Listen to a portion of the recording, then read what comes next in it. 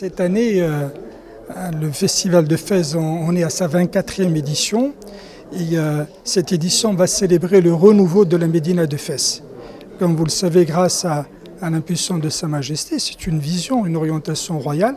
Donc la Médina de Fès a connu vraiment un renouveau exceptionnel par la restauration de plusieurs monuments.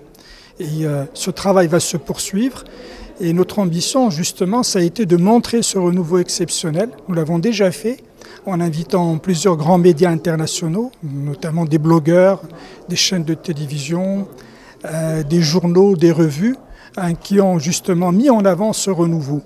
Et ce travail qui a été fait au niveau de la communication a permis justement de faire en sorte que, avec la croissance de l'activité aérienne, faire en sorte que l'activité touristique sur Fès a connu la plus forte croissance en 2017 au niveau du Maroc. Et d'ailleurs, l'aéroport de Fès, pour la première fois, a dépassé le cap du million de passagers en 2017. Il est aujourd'hui le 4e aéroport au niveau national, devançant même Tanger et Rabat.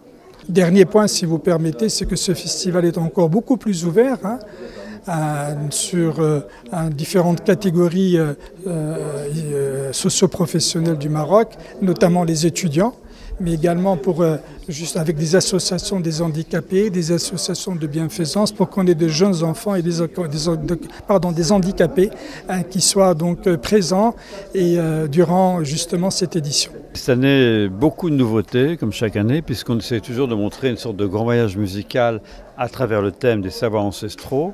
Donc nous aurons toujours une grande création qui s'appelle Les Maîtres du Temps, qui va montrer des artistes venus du monde entier, qui ont toujours un rapport avec l'artisanat et la poésie spirituelle. Donc on aura aussi bien Cheikh Yassine El Touami, le grand Mounchid d'Égypte, on aura Régis Mendes, un grand chanteur de flamenco. Sana Malati viendra faire la partie de Malhoum spécialement. Nous avons aussi des artistes venus de Bali, de l'Inde, qui ont tous un rapport avec l'artisanat d'une manière générale, le tissage, etc.